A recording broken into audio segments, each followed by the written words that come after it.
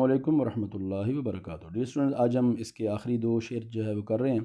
اس کا جو بالکل لاسٹ شعر ہے وہ چونکہ مقطع ہے، وہ پیپر میں نہیں آتا، اس لیے ہم بقیہ کے جو دو اشعار ہیں ان کو حل کریں گے۔ اشعار زیادہ یاد کیا کریں، جتنے آپ کو اشعار زیادہ یاد ہوں گے اتنی آپ تشریحات جو ہے وہ اچھی کر سکیں گے۔ ریفرنس کے اشعار زیادہ یاد ہوں گے تو بس شعر لکھتے جائیں اور اس ہر اگلے شعر کو مزید ڈیفائن کرتے جائیں تو آپ کی تشریحات جو ہے وہ تیار ہوتی جائیں گے۔ تو تشریح کرنے کا بہترین اور آسان طریقہ یہی ہوتا ہے کہ اس میں شعر ایڈ کرتے جائیں اور اپنی باتوں کو لمبا کرتے جائیں، اس لیے اشعار زیادہ یاد کیا کریں۔ اچھا جی، کہتے ہیں جی، یوں تو ہنگامے اٹھاتے نہیں دیوانہ عشق، مگر اے دوست کچھ ایسوں کا ٹھکانہ بھی نہیں۔ یہاں پر کہہ رہا ہے کہ یوں تو ہنگامے اٹھاتے نہیں دیوانہ عشق، کہ کچھ عاشق اس طرح ہوتے ہیں کہ جو خاموش عشق کرتے ہیں اور اندر اندر عشق کرتے رہتے ہیں، وہ ہنگامے بپا نہیں کرتے، اعلان نہیں کرتے، علل اعلان بابانگ دہل، وہ عشق کا اعلان نہیں کرتے اور سب کو نہیں بتاتے، لیکن کہتے ہیں کہ کچھ ایسوں کا بھی ٹھکانہ نہیں ہے کہ جو اپنے راز کو راز نہیں رکھتے اور اس کو عیاں کر دیتے ہیں۔ ٹھیک ہے، تو اس میں پہلے میں کیا بات ہو رہی ہے کہ ایسے عاشق جو اپنے عشق کو ہڈن رکھتے ہیں، چھپا کے رکھتے ہیں، جیسے وہ کہتے ہیں نا کہ دیکھنا بھی تو اسے دور سے دیکھا کرنا ہے جی، دیکھنا بھی تو اسے دور سے دیکھا کرنا، شیوہ عشق نہیں حسن کو رسوا کرنا۔ تو یہ نہیں کہ اگر آپ کی وجہ سے اگر آپ کے محبوب کی بے عزتی ہو گئی ہے تو پھر آپ کے عشق کا کوئی فائدہ تو نہ ہوا نا۔ اس لیے پھر کئی عاشق جو ہوتے ہیں وہ یہ سوچتے ہیں کہ ہم نے اپنے محبوب کی انسلٹ نہیں کروانی، ہم اپنے عشق کو ہمیشہ اپنے اندر چھپا کے رکھیں گے اور کسی کو بتائیں گے نہیں، تو اس لیے وہ پھر کسی کو نہیں بتاتے اور خاموش رہتے ہیں۔ ٹھیک ہے،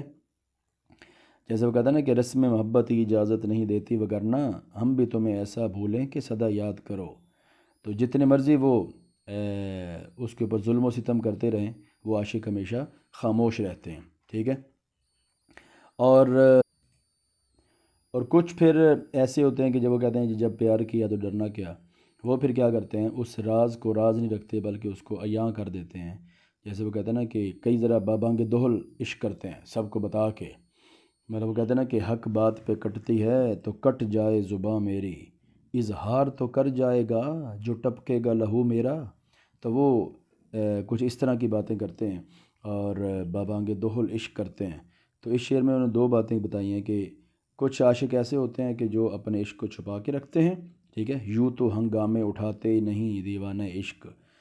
یا تو وہ پھر ہنگامے نہیں اٹھاتے اور خاموشی عشق کرتے رہتے ہیں، لیکن بہت سارے عاشق ایسے بھی ہوتے ہیں کہ جو اپنے عشق کو مطلب اس کا ڈھنڈورا پیٹتے ہیں اور ہر کس و ناقص کو اس کو بتاتے ہیں کہ ہم عشق کرتے ہیں، اور وہ یعنی کھلے عام عشق کرتے ہیں۔ تو یہ اس طرح کے دو بندے ہوتے ہیں، لیکن کامیاب ہمیشہ وہی ہوتے ہیں کہ جو اپنے عشق کو چھپاتے ہیں اور اپنی وجہ سے کبھی بھی اپنے محبوب کی انسلٹ نہیں ہونے دیتے۔ ٹھیک ہے جی، لاسٹ میں کہتا ہے جی، ارے صیاد، صیاد کا لفظی مطلب ہوتا ہے شکاری، ٹھیک ہے، اور ویسے یہاں پر صیاد سے مراد کون ہے؟ محبوب۔ تو عاشق جو ہے، شاعر جو ہے،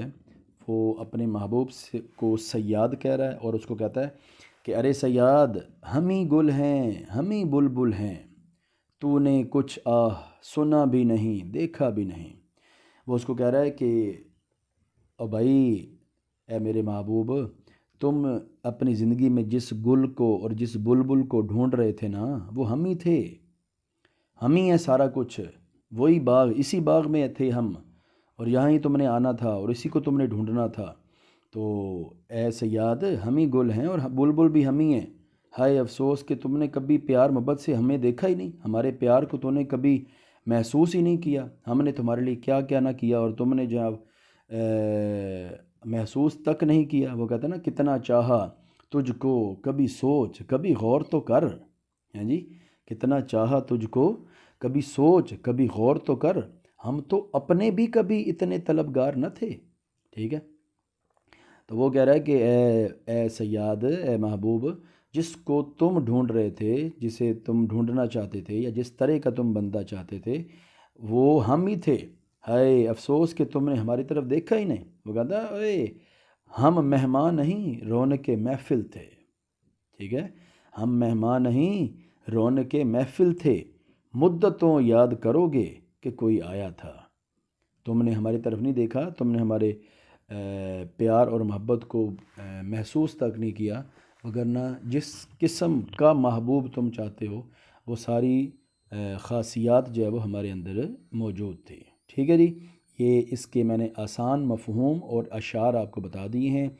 آپ نے اس کے ساتھ اپنی ایفرٹ کو بھی جاری رکھنا ہے۔ ٹھیک ہے جی، تو انشاءاللہ اگلے سبق کے ساتھ پھر ملاقات ہوگی۔ والسلام ورحمۃ اللہ۔